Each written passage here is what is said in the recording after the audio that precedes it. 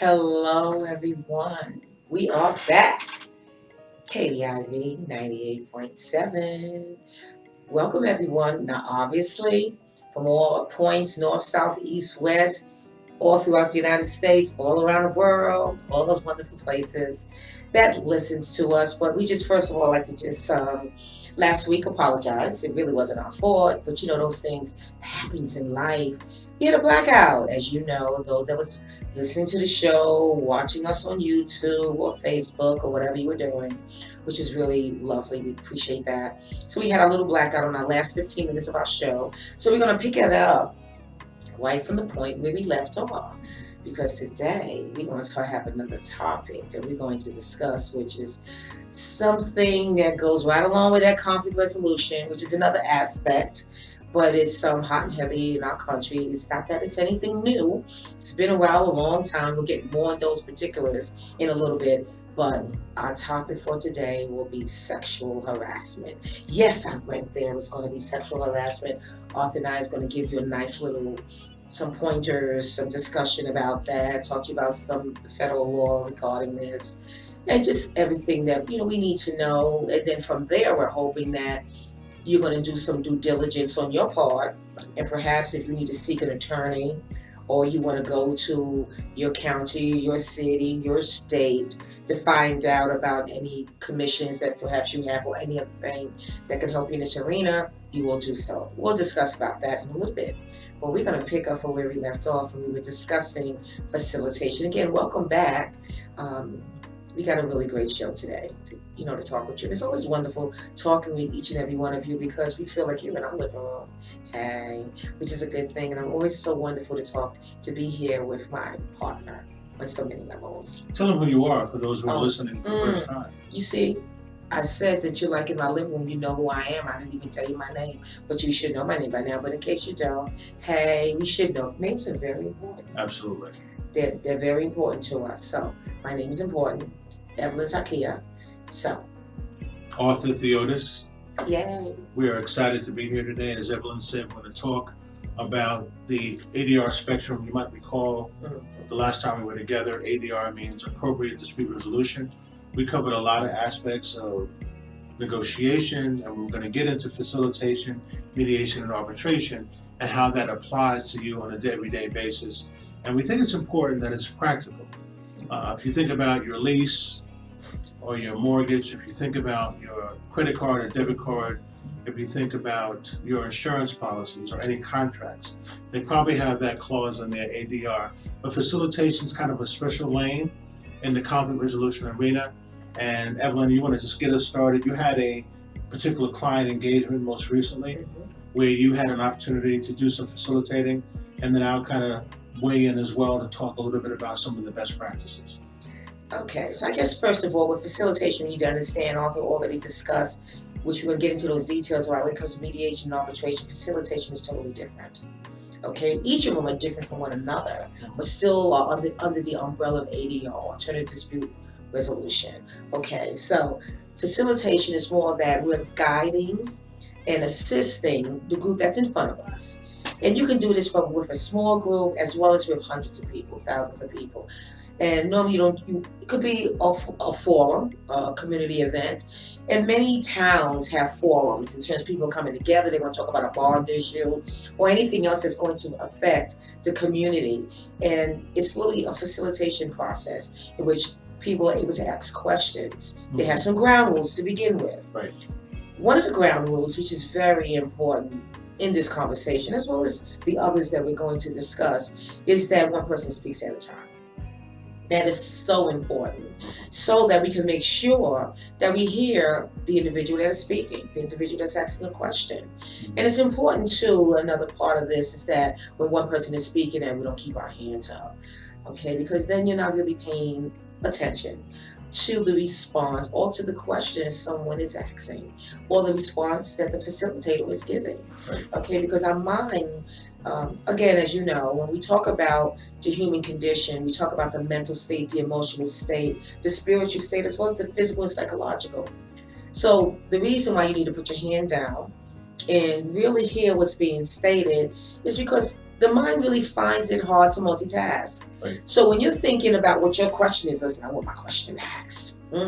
You're really not listening to what the other person is saying or the response. So you got to help the mind out and say, listen, let's focus on one thing at a time. The facilitator is going to know who had their hand up next. And they'll normally tell you that. And so I see, okay, so we're going to have you, and then we'll have you, sir, and ma'am, or mister.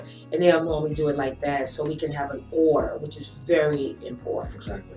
Now, it's important to articulate what you were describing as the smaller facilitation models, where you might have the executive board of a non-for-profit, Yes. you might have the C-suite of a corporation, you might have the senior leadership of a labor union, or a number of individuals, no more than usually 10 or 15 in a smaller context.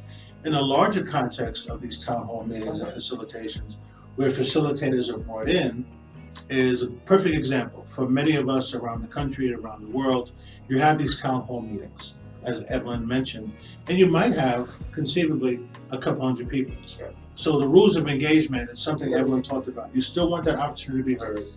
You still want to validate the perspectives of everybody that speaks. In those larger settings, it's important to note that there's a little more protocol. In other words, people come up to a microphone. Yes. And there may be an order in which they come up. I remember when I facilitated that town hall meeting, remember there were 200 people in the room, and the folks had to notify us in advance what their interest was, and it was a first come, first served basis. And in larger town hall meetings, there are more parameters in terms of the amount of time you can speak. Right. Because with that many stakeholders in the room, you had to have some parameters. And I remember the parameters when I was facilitating is that you had 2 minutes. Yes. All right, because you have all these other individuals who want to be heard. And the facilitator really is the one that generates dialogue, maintains the ground rules that Evelyn Sakia talked about, make sure that people are respectful, Yes. make sure that there aren't any differences that people become disrespectful, Right. Maintain that level of respectful contrary. Because that does happen. Sometimes people do have a difference of opinion. Which is fine. And there's nothing wrong with that. Right. However, we want to try not to be yelling at one another. And sometimes people do raise their voices. And sometimes it's like that's allowed a tiny bit, but you don't want it to get out of hand. We definitely don't want people to meet one another and come across the aisle on each other. Right. So we'll have other people there as well. And then sometimes they do, depending on the size of the facilitation process and or the audience, they do have that mic that you can walk up to it. Then sometimes they have others with the mic walking around the room, allowing people to speak and things of that nature. But and another thing too, when you talked about the question in the 2 minutes of speaking, normally you will not be having multi-part questions. You know, sometimes, you see that a lot now when you're watching some of the press conferences now. With the media, it's like, okay, you have 2 and 3, 4 questions. They're gonna allow people one. Okay, because if you had, say, 200 people and you have 50 people standing up, one question. Exactly. Okay. Now, if you can, because I had the experience a few years ago with a larger group, you had an experience recently with a smaller group. Yes. And one thing you and I talked about before you facilitated that session was the importance of encouraging brainstorming. Yes. Not blamestorming. Right. And how did you make sure you had 10 people in the room, give or take? Well, maybe it was under 20. Okay. It was under 20. Right. But first of all, the blamestorming, if people are not familiar with that, we like to, when something has happened or someone didn't do something or people feel that, okay, it's your fault. You're the reason why it didn't happen. And you blame individuals. So we want to make sure that does not happen, because that's not beneficial. That's not fruitful. That's not helpful for the group that's there. And the reason why you're having a facilitation process, why they're bringing you in, is to unify the individuals and do some team building as well. That's right. You want to build them up, not tear them down. Right. So brainstorming, we want to not have that. And we would like brainstorming, so it allows for ideas. And even though various individuals have quite a few ideas, not all of them will be acceptable. And for an example, with the group that I had, it was a weekend, and it was soup to nuts. I mean, it was a complete course, 7 meals, 7-course meal, in which we went through everything.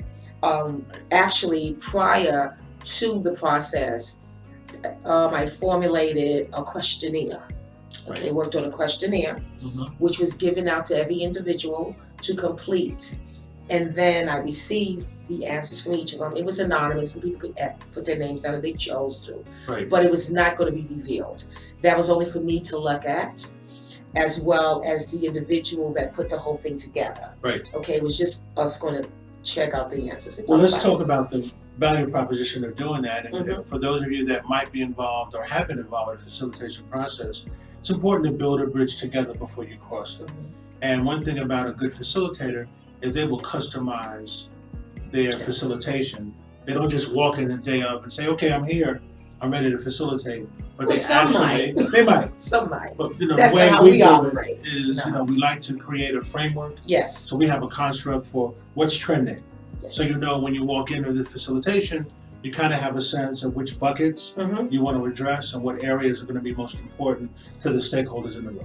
And how you also get an idea beforehand is having a detailed conversation with the individual that's over the group. That's right. So whether that's the president or that's a direct manager or supervisor, who's ever leading that team, you're going to have a detailed conversation. And it was, remember, leading up to this facilitation process, there was a lot of phone calls, a lot of emails, a lot of interaction Right. to find out what was going on with the group. Mhm. Okay, and as well as the things that they do well, the things that they don't. So that way, that helped, that allowed the questionnaire to be formulated Right. to get underneath what was the triggers, what was the things that was blocking them from having the better style of working with one another, Right. talking with each other, understanding, Mhm. and promoting them to be successful. You want them to be successful. That's Right. the bottom line. In order for find out how someone, what they're not doing, what's their blocks, and asking the correct question in a way Mhm. that's not defamatory to them or something to make them feel bad. Exactly. Okay, why can't you complete this? No. Okay, what's getting in the way? What is it that you prefer to do? Right. What's your positives? What are the things you don't like doing in your job? Right. And formulating, it was like 3 pages, Mhm. at least 15 questions,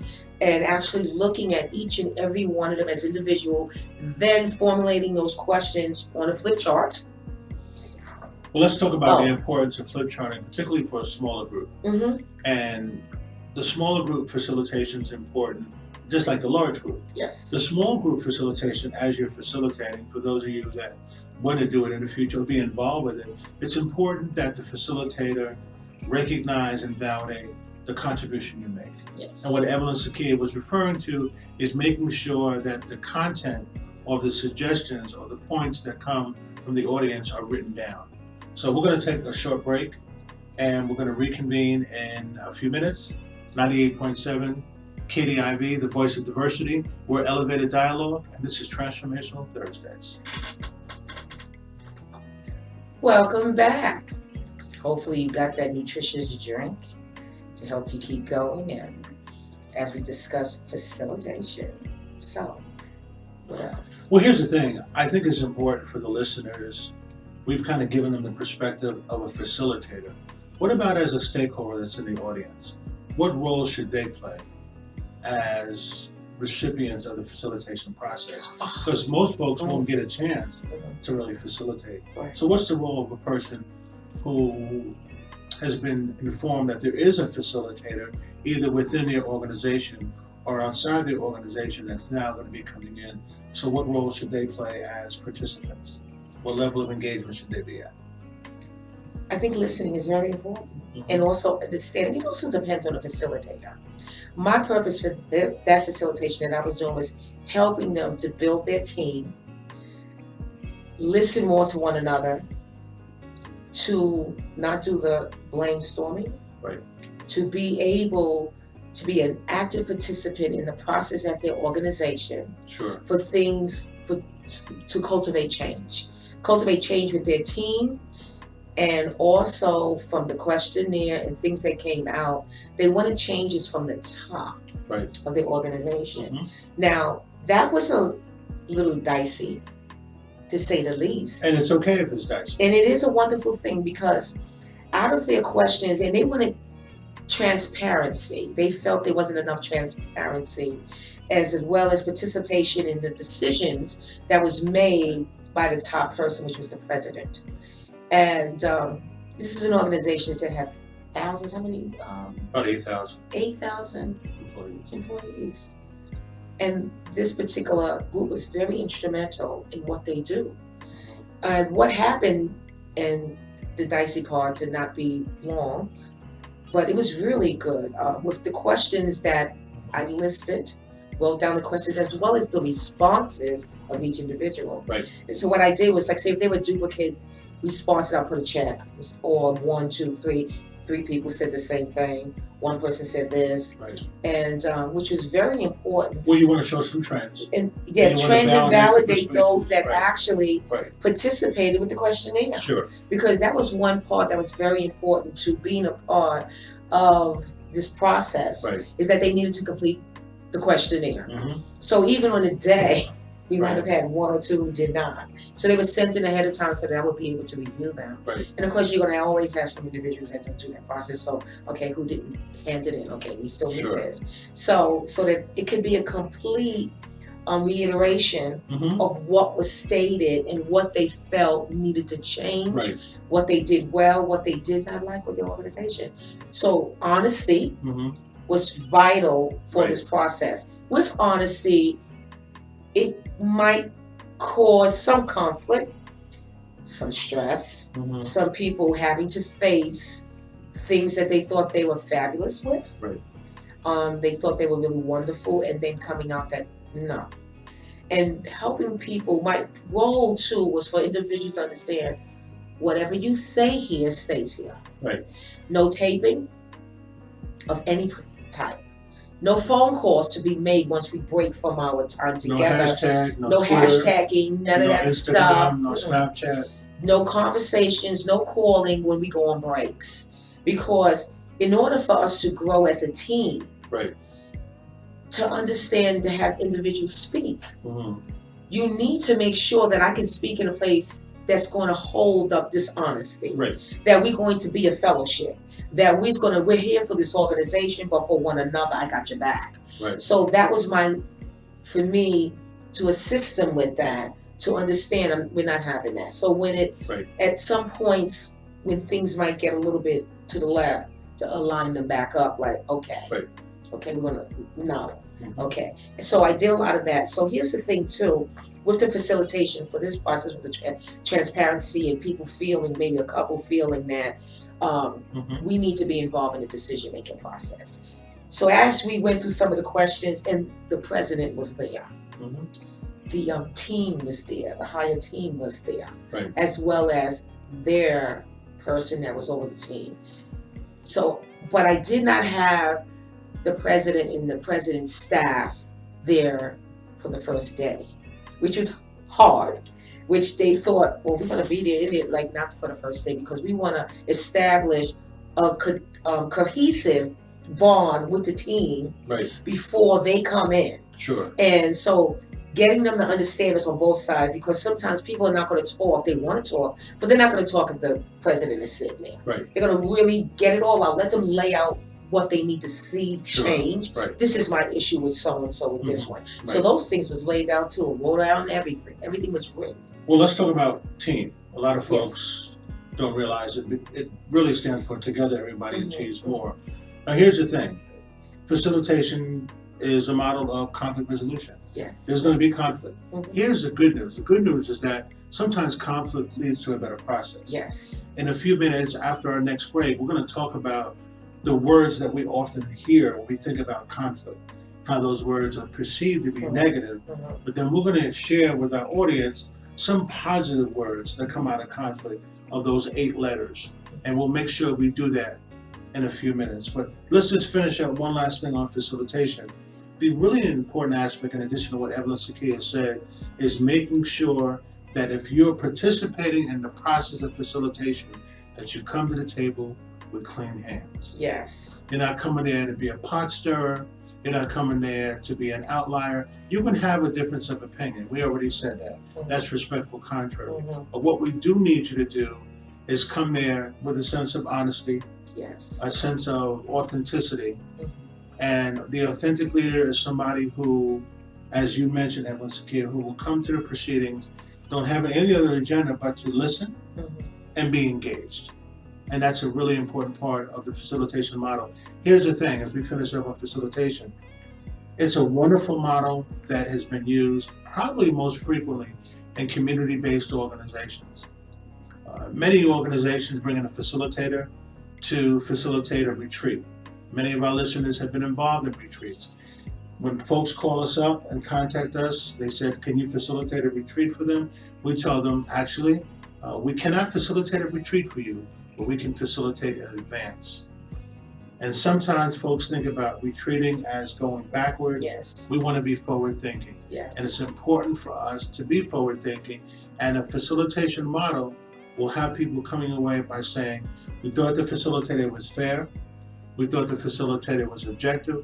We thought the facilitator was not predisposed or had any favorites. The facilitator was open to diversity and inclusion. The facilitator understood the ebb and flow of conflict and was able to manage that. And the facilitator was able to create an environment where it's a safe space, as you mentioned. And the other thing too, with the facilitation aspect, you have to be able, as a facilitator, to be an individual that can be comfortable dealing with emotional swings. And I say that just like a mediator.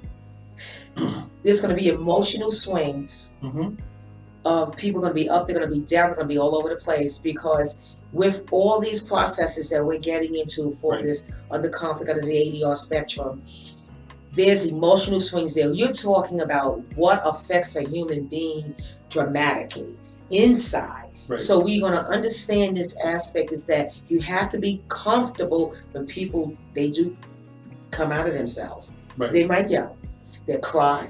I had to deal with individuals breaking down, shutting down, having conversations with them to the side to bring them back into the process so that they don't feel that they need to sit on the outside now because you know what, I can't handle this. We can't handle this. Right. But we're going to have to handle some change. Again, that we always discuss. Sure. People have difficulty that they understand. They have to understand they need to change. So when we come back from our break, we're going to finish up and close out on facilitation and move on to mediation or into arbitration. We'll figure that out when we come back. Yeah. We'll let you know when we come back, because this is the ADR spectrum and there's quite more that we need to do. 98.7 KDIV Transformational Thursdays. Well, welcome back. Yes, I'm always asking if you're getting your proper drink in and your water. Water is very important. How about to some our sustenance? spirit. You always talk about libations. How about some good old food? Let's throw down a little bit. Okay. I need some macaroni and cheese and some of the chicken in between. No, we're not trying to have you fall asleep, folks. But then again, you can fall asleep on us anyway, right? So you can have that macaroni if you I need some decide. cornbread with it, though, sister. Oh, you know, some of that cornbread. That's a lot of starch. Well, I'll balance it out with some asparagus. Okay. Whatever you need to keep going, because you do have to have some energy. Don't forget the fruit. You need your fruit. Take your vitamins, but water is just very important. Now, if you don't like water, because I really don't myself, but you put some lemon in it. Give it a little chill. Have some strawberries a little bit in the bottom. But my pay grade. Stop. Put strawberries in water. At the bottom, gives it a nice flavor. It's just a really wonderful flavor. Even my water. It's good though, because as human beings, we got to make sure that we do nourish ourselves. Because if you can nourish your body, then you can stay in a conversation. And when you have that facilitation, and when you with your group, your team that drives you all over the place, you need some food to help you to make sure that you can stay and don't fall asleep and snore on people. And sometimes too, when you're not feeding your soul properly, it doesn't help. We can have a little edge with that. So it takes you out of yourself. So even a proper food is important to this conversation and to life. So on that note too, just want to remind you how to get in touch with us here at KDIV on Transformational Thursdays. So let me give you just some information, just to remind you. Contact KDIVFM@gmail.com. Those that like to Twitter at KDIV987. Instagram at KDIV987. And for those that's those Snapchatters at KDIV987. And those of us that's on YouTube. And that's where you can find our previous shows as well as live at KDIV 98.7. So remember, so if you go to YouTube so that you can see all of them, you got to make sure you put in that KDIV 98.7. And when you hit that and you're on the YouTube, then you need to hit that top when you see KDIV with the insignia that you see in the back of us right now. That'll be there. You hit that and all the things come up, all the shows come up, which would be really great, yes. And then last but definitely not least is Facebook, Voice of Diversity /KDIV. So now that you got all of that, all you need is one of those, two of those. I know some people are connected all over the place. You want to make sure that you're connected. So we're going to continue and close on our facilitation model of ADR, part of the spectrum, because we have a few others that we want to discuss. So. Okay, so we're going to move right into mediation. Mediation is a process where there's a third party that is agreed to by the parties. That third party neutral comes in to try to help facilitate a conversation and dialogue. What we usually say, this definition of mediation, it's assisted negotiation. So maybe negotiation between a couple of different businesses, whether it's negotiation between a union and management, whether it's a negotiation between various stakeholders and they can't come to a resolution. There's an impasse, there's a conundrum, they bring in a third party mediator. There's a lot of models out there, we're not going to talk about all of them, but some of the more popular models of mediation are facilitated mediation, evaluated mediation, directed mediation, transformative mediation, and there's some other models as well. The main focus of mediation is to try to act as that filter between the two primary stakeholders, to sit at the middle, to understand your mindfulness, understand being in the moment, making sure you validate the interests and needs of both parties. They might come into the mediation very positional, and your goal is to, through conversation and dialogue and listening and probing, trying to find out more about the conflict that caused them to be there. And I think a good example of that, and we had the opportunity last week in my class here at the University of Arkansas. This is a nice shout out to David Ryman, who's Director of Mediation at the EEOC in New York. He was kind enough through Skype to talk to my students who are taking a course I'm teaching on negotiation, mediation, and arbitration. David, thanks again. And also want to thank Judge Erin Weideman, who this past Monday hosted my class, where we talked to her about her role as a judge, but most specifically, her role in terms of settlement conferences where she actually uses the mediation process. So I want to ask you, Evelyn Sakia, as part of this elevated dialogue conversation, a lot of folks want to know about mediation. You and I have done it a long time. We'd like to just ask you about your approach. You've mediated in a number of different forums. Could you talk to our audience about the mediation aspect of mediating those cases at the EEOC? Okay. So maybe before we can talk about that, maybe how it gets to be a mediation. Okay, so at the EEOC, it becomes a mediation when there's a charging party. And many of you may not know, we talked about it in a prior episode of Elevated Dialogue, that the EEOC is that federal agency. And again, folks, we're not giving you legal advice. You should absolutely unequivocally make sure that you retain an attorney if you're going to go through these processes that are quasi-legalistic. Facilitation, mediation, negotiation, arbitration requires subject matter experts to help guide you through the process. Certainly when you talk about the EEOC, you need that guidance. Again, we're just giving you some tidbits, some working points, parts of the playbook. We're not giving you legal advice. Let me be really, really clear about that and transparent. So a charging party alleges that they're a victim of discrimination based on national origin, race, gender, veteran status, disability, and the issue we're going to talk about in a few minutes, which is sexual harassment, which is a form of discrimination. And so a party files a charge at the EEOC, usually within 45 days.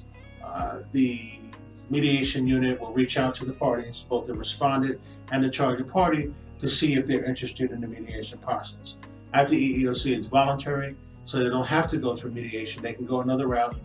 They could decide that they're going to go through the investigative process, and of course that takes on a life of its own. A lot of cases have gone through that process. But mediation really started to emerge at the EEOC in the 1990s. Our listeners need to know that the EEOC was formed again, and we mentioned this, but it's worth mentioning again, as a result of the Civil Rights Act of 1964, which created the agency in 1965. And when they opened for business, race and gender were the two major issues that were being discussed in terms of discrimination. So even those issues, and not all of them, but even those issues can go to a mediation process. So maybe you can talk a little bit about some of the work you did at the EEOC as a mediator, and just talk about that process for just a couple of minutes. Okay. Again, when we talk about any of the ADR processes, from facilitation, mediation, arbitration, the role that you play is valued, is very important. But the mediation process is different. I feel that you need to definitely understand where your place is, or what your place is, because you're not the one in charge. You're in charge in terms of ground rules. Ground rules, because you're going to set the tone of how this mediation is going to be. Right. By letting people understand where we're going in this process, who's speaking, what we're going to do. And each process is different. If it's going to be directive, if it's at the EEOC as you're talking, or if it's going to be at the post office, everybody's different in terms of how things are, but there's always some ground rules. Because without ground rules in mediation, it'll be utter chaos. And the thing too, as a mediator, yes, at the EEOC, when you have the respondent and the person that actually charged, they're making a charge on the individual that needs to respond, is that many of those individuals don't even come in there with an attorney. And it's okay. They come themselves. They might bring in their best friend. They might bring a husband, wife, mother, father, siblings, or just a friend, as a statement. It's not essential, because the mediator is there to make sure that we follow guidelines, okay? Normally the respondent is going to come with a whole forum of individuals, an attorney, because there's normally you're representing a business many times, some type of business that this person is having an issue with. So the thing is, so you come in the mindset I'm talking about as a mediator before we go on, it's kind of like your GPS, the navigation system that you have in your car. That's right. That is what when we're doing training, I always refer to the mediator as, you're the navigational system. You're the GPS. We call ours Susie. You can give directions. You can have conversation. Right. But you're not there that they need to follow. You're not giving advice. Because you know how your GPS tells you 400 feet, make that left.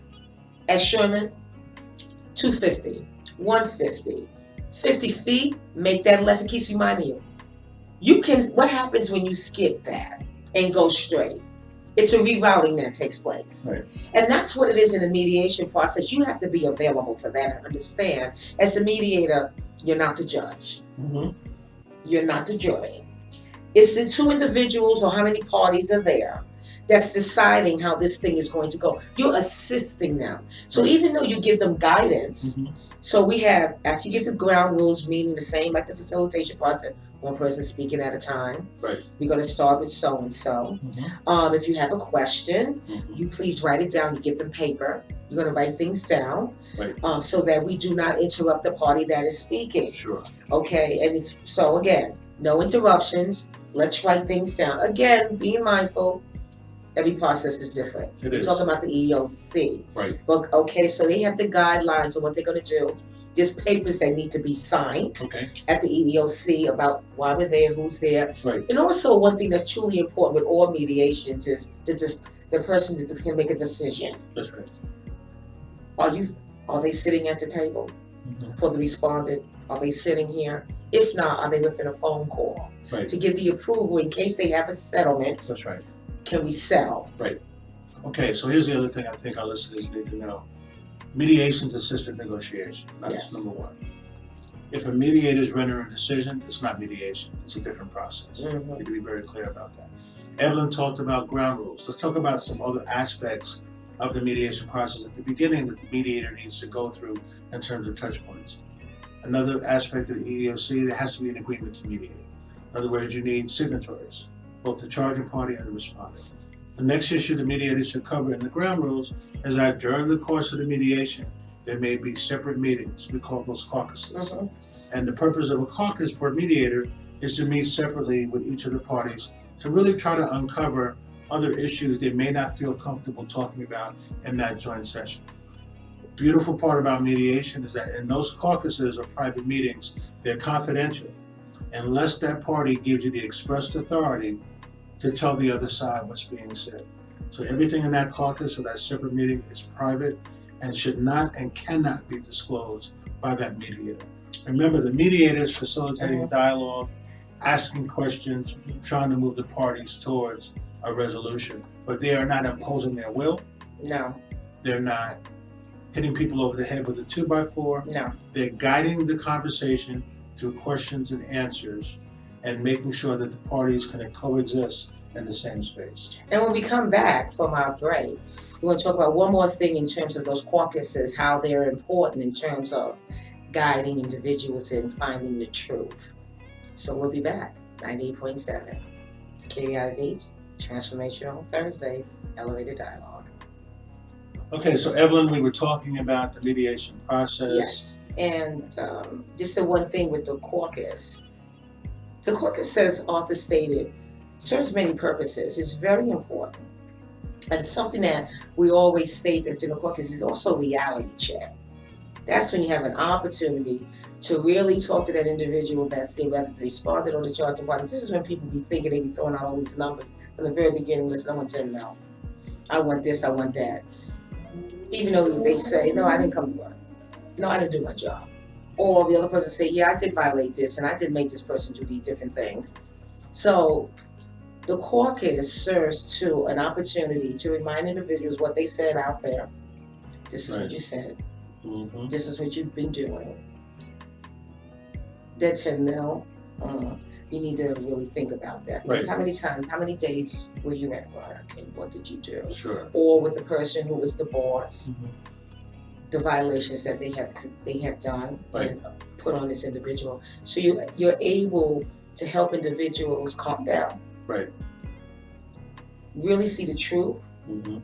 Because and remind them of what they have disclosed. Right. And the things that they might disclose either out in the open or in private. Right. They might disclose those things. It's like the other party might know these things because it has to be attributed to them anyway.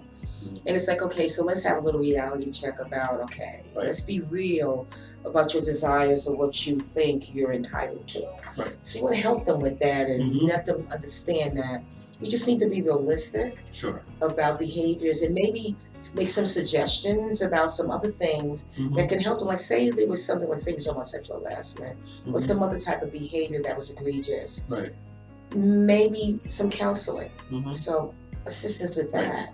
Or some health care, things to help them through something that transpired so that that human being for the rest of their life don't be damaged with this thing. Sure. And so give them assistance with that. I mean, let's talk just a moment, and I don't think we did, about what's the value for our listeners of, whether it's at the EEOC, any other tribunal, any other forum, what's the value of going to mediation? Well, the value of going to mediation is it's more expedient. Yes. It's cost effective. And think about it, if you don't resolve the issue in mediation, you still have your other avenues available to you. But what you need to understand is that, particularly at the EEOC, the mediators, including our colleague David Ryman, our former colleagues Chris Kwok, Michael Berti, all these folks that have been wonderful ambassadors for mediation, they have done a really good job of getting the parties to the table and making sure that there's a value proposition for them coming. Because if you don't have mediation, you're going to have business as usual. Well, some folks like that. They like the long investigations. They like moving towards litigation. The parties become hardened. They prepare position statements. They start lawyering up, and the process gets rigid. Sometimes that's needed. Sometimes it's needed, but mediation offers an opportunity. And just to back up for a minute about the EEOC, and then we'll talk about the Postal Service for a couple of minutes, is remembering that it started as a pilot in the 1990s, the mediation process. It started in places like Houston, Texas, which isn't far from here, and places like Philadelphia, the DC local office there. They started the mediation process as a pilot. It went really well, and then they basically said, let's roll it out across the country. And in the late 1990s, when we got involved, specifically in 1997, with Michael Berti, and the good news is that across the country at the EEOC, the numbers have supported the fact that the cases that go to mediation, about 70% of them get settled. Not That every is case. important. That is important. Absolutely. Not every case Right. is mediation worthy. Right. Not every case gets settled. Right. But the cases that go to the mediation unit, they resolve about 70% of those cases. And also for people to understand too, it's not always about money. People want a resolution. People want the behavior to stop. Right. How can we stop the behavior now? Exactly. And also what people want, I have found in the many mediations that I have done at the post office, EEOC, or any other venue, we must understand many times people want an apology. A sincere one, an honest one from the heart, meaning, and many times I didn't know. Right. Okay, I didn't know how it affected you. I'm so sorry. I'm sorry. Right. Looking at that person, telling them this. I don't know how many mediations that I have been involved in. Again, you have to be able to understand emotions that human beings bring to the table with these behaviors that they have been under and subjected to. Yes. So much is in here down deep, and it just flows out. It does. You have to be able to handle that. So many times, again, it's not always about money. It's just about, can we end this? Can we resolve this? Can I move on? Right. I want to move on. I want some closure. That's it. I want this to end. So that's why this works more so than going to litigation. To end the process, I can begin to recover. Right. That's important. It is important. So, Evelyn, before we move on to arbitration, which is a huge part of settling or determining resolutions, it's a different process to mediation, which we will talk about. Just talk briefly about, you had the opportunity, and I also did, but I'm going to talk more about your lens and your optics, where you actually mediated cases at 9 o'clock in the morning, 6 o'clock in the evening, 11 o'clock at night, and 3 o'clock in the morning. And those cases that you mediated were at the U.S. Postal Service. You were part of the mediation group of mediators that were selected. We both went through that training. You really enjoyed being part of that process. Yes. Could you tell our listeners a little bit about the organic nature of those mediations and why they were important to the U.S. Postal Service? Well, it was transformative mediation, which is really different than other forms of mediation. As Arthur stated, there are maybe 4 or 5 that is really the primary types, and there's others. However, they chose transformative because, and transformative is a mediation, type of mediation not a lot of people want to do. Get involved in that. Well, why is that? Because you have to truly allow individuals to speak to one another. When I say speak to one another, they're going to let it out. And at the Postal Service, why they chose that is because maybe if you describe what happens at the Postal Office, but we could talk about that. People work together on a line together. Okay, so if you and I have a dispute, that mail stops. So that mail's going down and we're arguing, we're fighting. I'm not speaking to you, and I need you to assist me in my daily job. Well, and here's the thing. There were 2 pillars that we were taught in terms of transformative mediation. And again, folks, if you want to do a deeper dive on transformative mediation, we encourage you to look it up. We're just using the Postal Service as an example. 2 words come to mind: recognition and empowerment. And to set it up, you would have a rank and file employee who would allege that their supervisor was treating them a particular way, and they would actually schedule the mediation, bring an outside mediator like Evelyn into the proceeding because Evelyn has no predisposition to either the employee or the supervisor. And she would come in and mediate those kind of cases. Good. And the different type of individuals that we're talking about, the different jobs that they've held. These are clerks, mail handlers, roll handlers. Yes. These were folks who work on the front lines, as you mentioned, every single day. And we can relate to this because all of us have been to a postal office. Postal facility. Most of the cases that you did, though, were at big postal facilities around the country, mostly in the Northeast, I believe, the cases that you did. And these were post offices that were the size of 10 football fields. So these were big processing plants. It wasn't like your local post office. They had a couple of those, a few of those. But most of them were It's bigger all good. venues, right? And the Exactly. transformative aspect, though, as also stated, is really to allow individuals, it's a quicker process, I feel, too, for us to get to the heart of the matter. Right. An individual speaks, the other one responds, this ground was there, too. Sure. However, they're not as refined or directive. They're a little more open for everyone to have a voice. And sometimes their voice can elevate. Sure. And you got to be comfortable with that. I don't have an issue. You want to yell? Well, that's fine. Sometimes people have other things that they desire to say. You got to be comfortable with that too. Some people, as long as it's not adversely impacting the civility and respect of the process. Folks will become emotionally hijacked. Folks will become emotional. Here's the other key to the transformative mediation model: is that the mediator oftentimes is silent. There you go. And it's encouraged, and allowing the parties to talk directly. That's when they start that talking. Right. You have to be able to assist them with that, understanding silences. Right. Nothing wrong with silence. Then when they start speaking, okay.